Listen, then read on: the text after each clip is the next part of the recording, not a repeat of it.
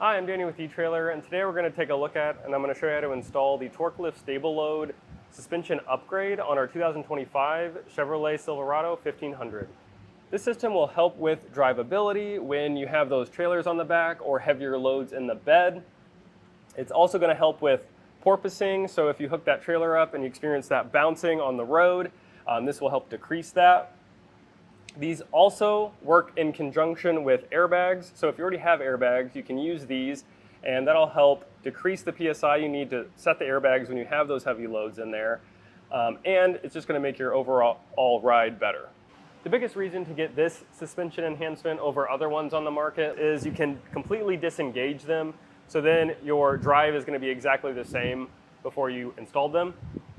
Now, another reason is they're stainless steel construction, so they're gonna stand the test of time and not rust. Like airbags, maybe you're gonna need that compressor, you're gonna have to do wiring, and those will not last as long as these. These are really easy to install. You can do it in your driveway. It does take a little bit extra time because of all the parts, and there is gonna be 2 per leaf spring. But if you're ready to get this installed, then follow along and I'll show you how to do it. To start our installation, we're going to determine if there's a hole already drilled in our overload spring, and today we do have one, so I'm actually going to remove this stop here. Now, if you don't have a hole already in your overload spring, you can measure down 1 inch from the top and drill a 7/16 hole. Next, you're going to want to measure down 3 inches from the top of your overload spring and put a mark on the edge here. And I'm going to mark from your leaf spring to your overload spring here. And ours today is about 3/4 of an inch. One other measurement you're going to need is the thickness of this overload spring at that 3 inches back measurement. So I'm going to go ahead and get this one here. This one's about 1/2 inch. So that is pretty thick on this Chevy here. One last thing to mention before we assemble our bracket is you can mount this on the tire side or the frame side. So the tire is way too close, so we're going to have to do it on the inside today. This is all the components you're going to need for the back driver's side. Come in your kit, and the spacing between your overload spring and the upper springs will determine how many you use. So ours was 1/2 inch to 3/4 of an inch. So we're going to only be using 2 spacers. And do make sure you use the right one, because one's going to have a shorter beveled edge and one's going to have a longer one. So the first one we're going to use is the shorter one, and we're not actually going to use this longer one.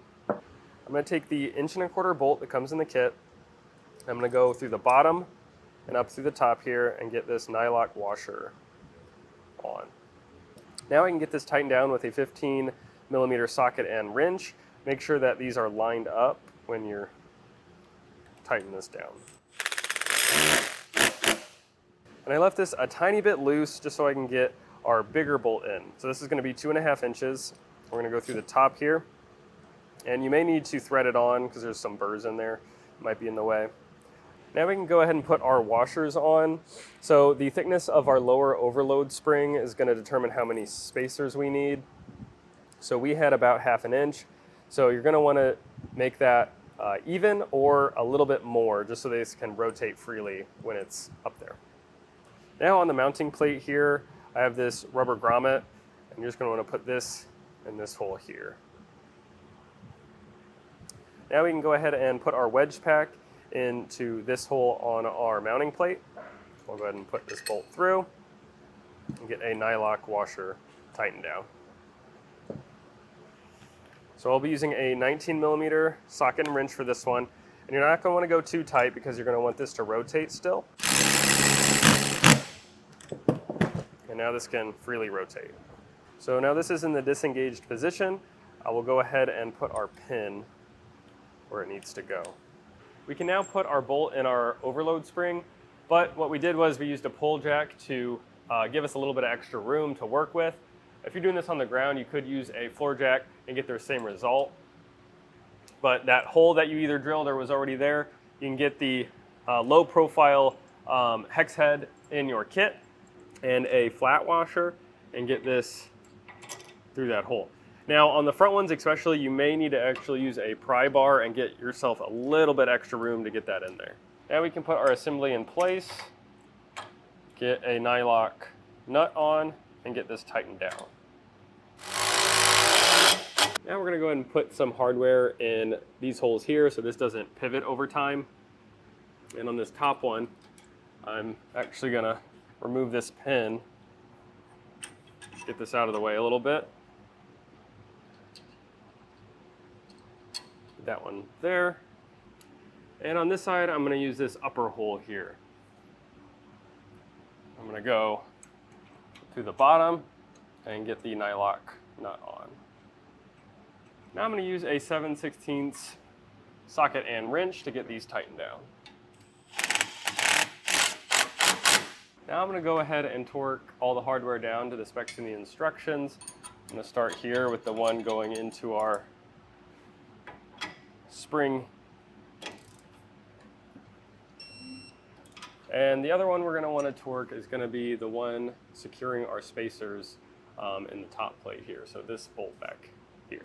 Once we got everything installed, we went ahead and tested it a couple times, and we noticed that washer we put up top there was kind of getting snagged on this, so it wasn't easy to pivot. So what we did was we just took this off, added another washer, and now it works perfectly. Now you can go ahead and do this same process on the front. Just keep in mind your orientation of your spacers here, and once you've done that, you can repeat this entire process on the passenger side. Now, if you have any further questions about what suspension upgrade is going to be best for your truck, then please feel free to reach out to us at eTrailer. But that just about does it for the look at the TorkLift StableLoad suspension upgrade on our 2025 Chevy Silverado 1500.